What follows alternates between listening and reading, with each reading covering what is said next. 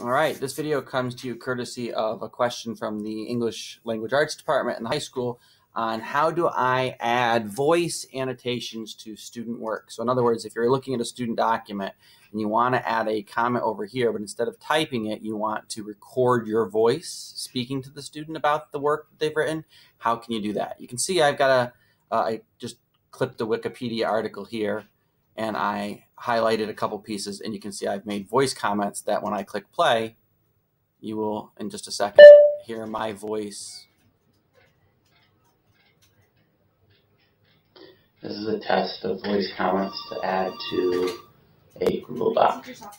So you can see that I've recorded it. It has a play symbol. When I pop over to my student account, who I've shared this document with, you see that they don't see those little play buttons. They see a link. That's because they don't have the tool installed that I use to do that. So what I'm going to take you through is how you install the tool on a teacher account. And there's two different tools I'm going to show you because you can use either one. And then how, if you don't want the kids to see just the link and they see the play button, how to install that same tool for the students. Because as a teacher, you have the ability to install extensions for your students so that in Google Chrome, they will see the same thing. So we're going to walk you through those two different tools right now and show you how to install them on your account and then how to install them on a student account. So when you click on the apps button up here, you can go to the web store. So there's two extensions that you can install for Google Chrome. You can see I've got both of them sitting up here. One is called Voice and Comment. So if you do Voice Comment in the search, it will be the first result that comes up. It's called Talk and Comment Voice Notes Anywhere. You'll see an Add to Chrome button here, much like this one. Just click it. It'll add it up here in your tray. When it does, it will ask you permission to use your microphone on your computer. So please make sure that you select the microphone and say allow. The pop-up will be over here. If you don't, in the future, you can always click on this button here and then scroll down in here and say allow the use of the microphone in the settings. Okay, and that you'll do anytime you forget to do it for the first time. So the other program that you can install is more of an accessibility one, and this one's called Read and Write. And Read and Write has a free teacher version of it. You may have to go through a little bit of a hoop to do that. I think they make you send them an email or fill out a form. I don't remember. But as you install this and when you go to their website, you can see how to get the free teacher version of Read and Write. They charge for students to have it. So this is the one I would say you probably don't want to use as much with the students because the student version of it is limited. But Read and Write for Google appears as a puzzle piece up here. So once you've got those both installed on your account, you're simply going to open up the document that you want to add edits to. Whether you do it by going through Classroom or going through your Google Drive, doesn't matter. You're going to simply highlight the text that you want to make a comment to. And then instead of using the comment tool, we're going to use these other tools. So these are in their off state right now. I'm going to toggle on the talk and comment one by clicking the microphone here. And you'll see that down here, a little pullout appears. When that little pullout appears, if you click on it, it will start a recording. So right now I am recording a voice comment that I'm going to be able to add to that text in just a second. So I'm going to stop that by clicking yes, I'm done by the check mark. The X is actually abort this recording. So I'm going to click this. It brings up a little pop-up that says here, you need to copy this voice note. So I'm going to just right click on it and choose copy. Click OK. Then I'm going to click here. And I'm going to right click and choose paste. And you see it puts it as a hyperlink. As soon as we click the comment and we give it a few seconds, it converts it to the little play symbol. This will show up for students too if they've installed Talk and Comment on their account. All right, so you do the same thing with Read and Write. Again, I just highlight my text that I want it to be commented on. The little Read and Write puzzle piece appears up here, and you can pull down the toolbar for Read and Write, which has a lot of different assistive technology tools. Right here is the voice note tool. So you're going to click that, and then you have to say record. And again, you'll get a pop-up the first time you use it that says, do you want to allow Read and Write to use your microphone? You're going to say yes. So I click this, it starts my recording. You can see it's doing that because it does a pulsing with my voice going up and down. It shows you have up to a minute to record your voice comment. So I click done. I can now preview it and listen back to it to make sure it was what I wanted. And when I'm done making sure what I want it to be, I click insert. And then it's going to insert that actual comment into my Google Doc right here. Okay. And you can see these comments are tied to the text that was originally highlighted before I added the comment. Different play button than talk and comment. And in fact, you can actually get it to show you the hyperlink there. So that's recording voice comments in your document.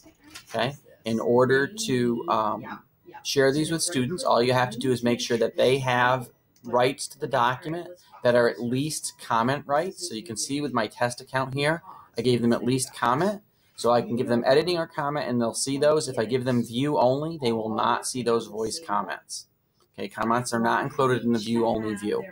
Okay, so that's how you turn on these extensions and then use them in here. Remember, you added those extensions from the web store previously. So I'm going to close my little web store icons here.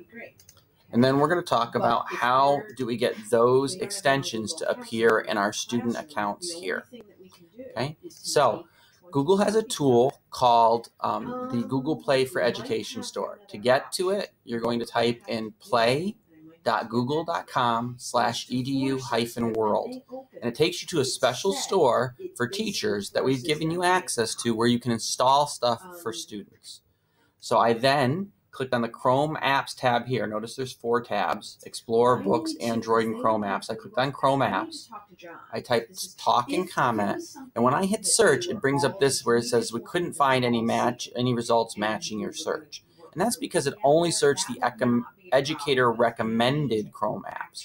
To see it talk and comment, we're going to have to click on this See Additional Chrome Apps Results from the web store.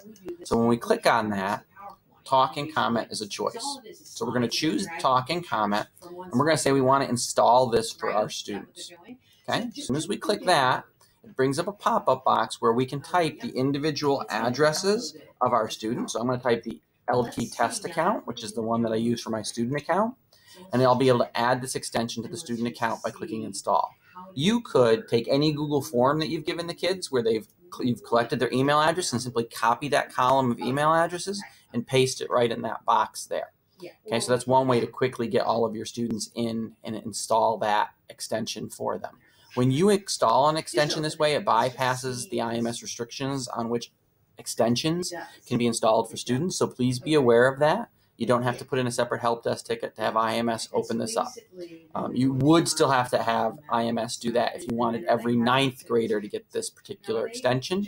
But in this case, this is a very personal type of extension. It'd have to be a much wider discussion before we installed it for all 9th graders. So I'm going to click Done. And I did this under my teacher account. So now if I switch back over here to my student account, what we should notice in a little while, we may have to restart the browser. No, we didn't. It pops up there and adds it. Okay, so now talk and comments is an extension. Notice it says you want to allow it to use your microphone. You have to say allow. Okay, it's toggled on instead of off.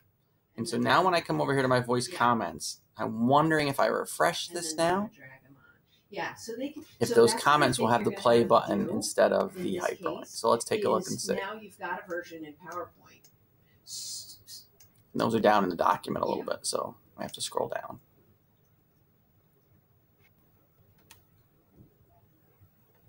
All right, here comes the first one. My screen's not scrolling well with everything going on. I'm still going to ask John, there we go. There they are. So now notice the one that was done with talk and comment is a play button. The one that was done with the read and write one is still a hyperlink. So that using the Education Play store as a teacher is one way that you can install an extension for the students and use voice comments. I know this was a long video. Hopefully you can hear it with all the other noise going on in the office. If you have questions, please just drop me an email. Oh, but we have to set it so that they can all open multiple. Yeah.